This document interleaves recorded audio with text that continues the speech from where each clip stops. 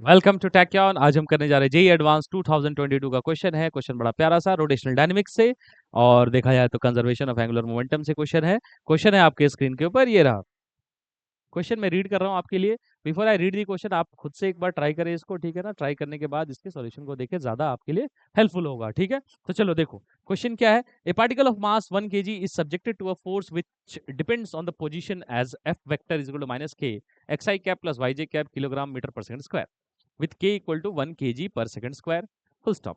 At time t equal to 0, the particle's position vector r equal to 1 by root 2 I cap plus root 2 j cap. And its velocity vector v is equal to minus root 2 I cap plus root 2 j cap plus 2 by 5 k cap meter per second. Let vx and vy denote the x and y components of the particle's velocity respectively. Ignoring gravity, when z equal to 0.5 meter, the value of x vy minus y vx is, है ना। तो ध्यान से देखो तो थोड़ा confusing दिखने में लगता है, बट एक्चुअली में क्या है इसमें देखो, क्लैरिटी है। क्लैरिटी किस तरीके से तुम्हें समझना है, हर चीज पे ध्यान देना है। देखो फर्स्ट उसने क्या बोला है, फोर्स क्या लिखा है उसने, उस पर ध्यान दो।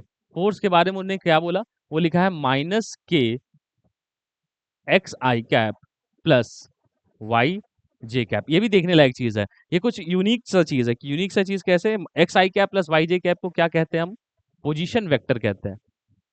देखो तो ये चीज मैं लिख सकता हूँ ना, x i cap plus y j cap की जब पोजीशन वेक्टर। तो ये क्या दिख रहा है मुझे, देखो तो F vector is equal to minus k r vector. मतलब आप देख रहे हैं force is along the position vector, force is along the position vector in the opposite direction. मतलब कुछ ऐसा है, मतलब आपको साफ समझ में आ रहा होगा कि अगर पोजीशन वेक्टर ऐसी है, अगर पोजीशन वेक्टर ऐसा है तो फोर्स ऐसा है और उसी लाइन पे है। मतलब ये क्या है, ये सेंट्रल फोर्स है, सेंटर की तरफ एक्ट कर रहा है, ठीक है ना। तो सेंटर की तरफ जब भी कोई फोर्स एक्ट करता है, this force is acting, force is towards center. So force is towards center, then what happens about the torque, torque about the center due to this force will be zero, है ना। as force is acting towards the center। अगर मैं diagram बना के दिखाऊं तो मैं, तो कुछ ऐसा ही तो है क्या है इसमें, देखो ऑलवेज ऐसा नहीं कि मूव नहीं कर रहा, मूव तो कर रहा है वो बॉडी, बट हमेशा अगर आप देखेंगे तो फोर्स कैसा है, टुवर्ड्स द सेंटर। हम्म, तो देखो ऐसा कुछ, forces towards the center, forces towards the center, forces towards the center, forces towards the center. Every time you will see that forces towards the center with having different magnitude, doesn't matter f3 f4। तो centre के about अगर आप torque निकालेंगे due to this force, and due to this force the torque will be zero because it is passing through the center, so we can easily say that the angular momentum about center must be constant because torque is zero।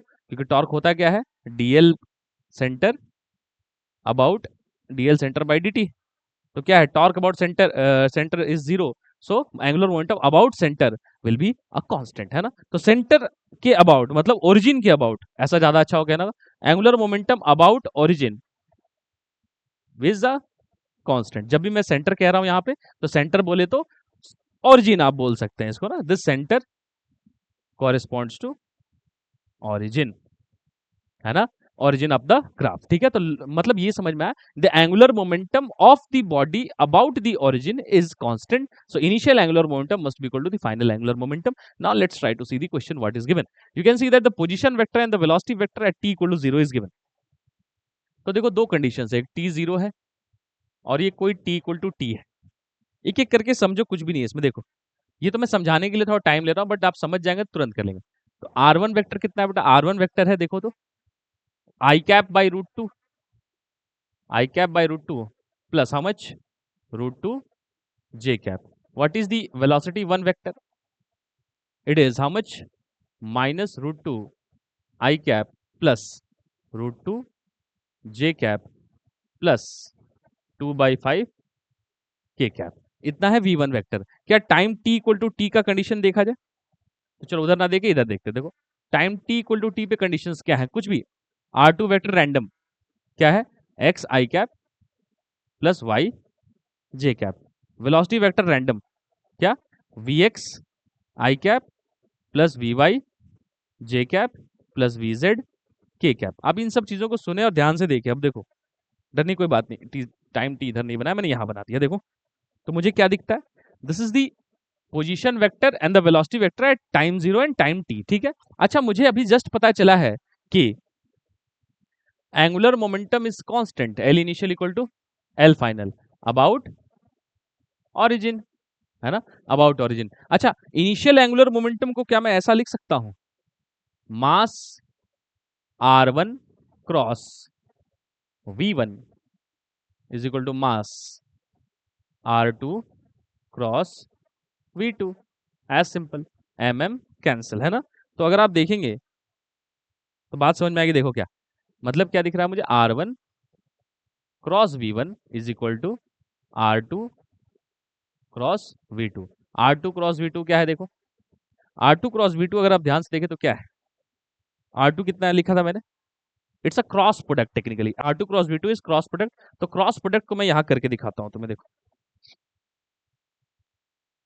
r2 cross v2, तो r2 cross v2 को cross product अगर हम लोग करेंगे तो r2 क्या था, पहले मैं आई कैप जे कैप और के कैप लिख लेता हूं, इसी ऑन करना, आई कैप जे कैप के कैप। तो r2 का क्या लिखेंगे, एक्स वाई जेड r2, ठीक है ना।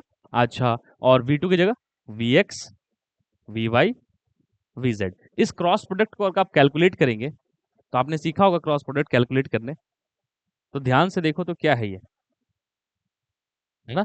अगर आप ध्यान से देखेंगे तो बात समझ में आएगा कि ये आई कैप यहाँ लिखते हैं, यहाँ पे जे कैप, यहाँ पे के कैप। तो ये कितना आने वाला है क्रॉस प्रोडक्ट, देखो आई कैप का कोफिशिएंट क्या होगा, इसको कवर करके आता है तो y v z minus z v y, y v z minus z v y, plus minus, तो प्लस माइनस, और जे कैप का कोफिशिएंट क्या होगा, x v z minus z v x, x v z minus z v x.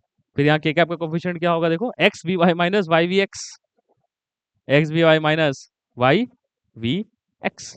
अच्छा, अगर आप ध्यान से देखेंगे तो बात समझ में आएगी कि एंगुलर मोमेंटम है ये, है ना, एंगुलर मोमेंटम है, मास हटा दिया मैंने, मास रख सकते हो कोई दिक्कत नहीं है, बट फिर भी ये चीज जो है, ये चीज क्या है, दिस इज दी मतलब मास time of this is angular momentum.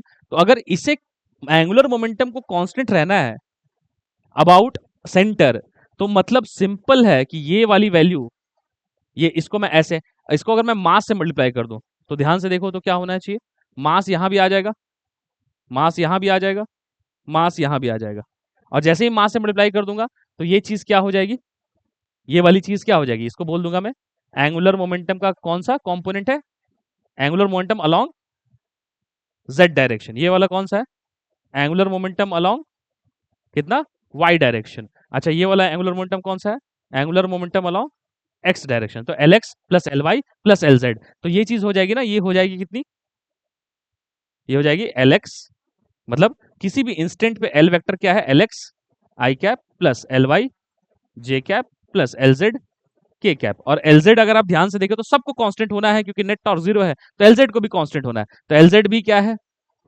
Constant है, मतलब ये वाली वैल्यू क्या है, कांस्टेंट है। बस ये वाली वैल्यू पूछी गई थी, ठीक है ना। अब ये वाली वैल्यू कहां से निकालेंगे, यहां से निकालने का, आ जाओ। तो देखो क्या है, मुझे समझ में आ गया कि ये भी कांस्टेंट है, मतलब एलजेड कांस्टेंट है, मतलब एलजेड कांस्टेंट है, और एलजेड कांस्टेंट मतलब x v y minus minus y v x, ये क्या है, ये कांस्टेंट है। तो कांस्टेंट है तो उठा लेते हैं इसकी वैल्यू कहीं से भी, देखो कैसे उठा लेंगे। अब हमें पता है कि ये क्या होना चाहिए, ये वाली वैल्यू क्या है, देखो r one cross we one is equal to r two cross v2, है ना। Lz अगर कांस्टेंट है तो मतलब ये वाली वैल्यू जो होगी ये हर जगह कांस्टेंट होगी, ठीक है ना। तो r1 क्रॉस v1 कर लो, तो r1 क्रॉस v1 करेंगे तो कैसे लिखेंगे, देखो r1 क्रॉस v1, तो r1 क्रॉस v1 अगर आप करेंगे, देखो r1 और ये रहा v1, मैंने इनिशियली लिखा है उसको, देखो r1 क्रॉस v1 करना है, और वो भी कौन सा वाला कंपोनेंट, के कैप वाला कोफिशिएंट लिखना है। अगर आपको थोड़ा सा भी समझ है तो देखो मैं यहाँ करके दिखाता हूँ, देखो ऐसा, है ना। तो देखो ये क्या है, I cap J cap, R one cross we one कर रहा हूँ, R one cross we one मतलब अगर आप ध्यान से देखें तो क्या है, मुझे तो जाहिर के का लिखना है, लेकिन मैं सब लिख देता हूँ, चलो क्या लिखूंगा, वन बाई रूट टू, और इधर कितना, रूट टू और इधर कितना 0, फिर यहाँ आई कैप के साथ क्या है -√2 और जे कैप के साथ क्या है √2 और के कैप के साथ क्या है 2/5। तो टेक्निकली मुझे x b y minus y b x चाहिए, वो इक्वल होना चाहिए, x b y minus y b x चाहिए, वो इक्वल होना चाहिए यहाँ से, क्योंकि एंगुलर मोमेंटम कांस्टेंट है। तो मैं टेक्निकली बस किस में इंटरेस्टेड हूँ, के कैप के कोफिशिएंट में। तो के कैप का कोफिशिएंट अगर देखें तो क्या होगा 1/√2 इंटू √2 मतलब 1 है ना, और माइनस कितना लिखूंगा, माइनस और माइनस प्लस हो जाएगा, तो क्या हो जाएगा +√2 इंटू √2 कितना 2, तो 1+2, तो कितना हो जाएगा 3 के कैप। और यही 3 क्या है, यही 3 है x v y minus y v x, and that's so interesting. एक बार मैं समअप करता हूँ, देखो इसमें कुछ भी नहीं था, हुआ क्या था कि सेंट्रल फोर्स थी, थोड़ा डेंजरस देखने में लग रहा होगा, एक्स बी माइनस वाई के वाई वी एक्स पूछा था। ये सेंट्रल फोर्स थी, सेंट्रल फोर्स पता चलते ही मुझे पता चला कि टॉर्क अबाउट सेंटर 0 है, टॉर्क सेंटर 0 है तो एंगुलर मोमेंटम कांस्टेंट है, एंगुलर मोमेंटम कांस्टेंट है तो एम आर क्रॉस भी कांस्टेंट है, एम आर क्रॉस भी कांस्टेंट है मतलब आर क्रॉस भी कांस्टेंट है, आर क्रॉस भी कांस्टेंट है मतलब एक क्रॉस प्रोडक्ट कांस्टेंट है, क्रॉस प्रोडक्ट में कितने कंपोनेंट होते हैं, आई कैप जे कैप के कैप। तो के कैप का कोफिशिएंट जब बनता है आर क्रॉस बी का, तो वो क्या बनता है एक्स बी वाई और माइनस वाई वी एक्स, है ना। तो x v y minus y v x जो होता है वो क्या बनता है, के कैप का कोफिशिएंट बनता है, तो वो भी कांस्टेंट होना चाहिए। तो के कैप का कोफिशिएंट भी कांस्टेंट होना चाहिए, जे कैप का भी कोफिशिएंट कांस्टेंट होना चाहिए। तो इनिशियल आर क्रॉस भी दिया हुआ है, तो वहां से के कैप का कोफिशिएंट निकाल लो, और टाइम टी पे के कैप का कोफिशिएंट निकालो, ये हमेशा कांस्टेंट रहने वाला है। जेड की value what ever the value of Z is, it doesn't matter, the coefficients of J cap मतलब के cap will be always constants, and that is 3। ठीक है, आई होप ये बात आपको समझ में आएगी। मिलते हैं नेक्स्ट क्वेश्चन में, till then take care and bye.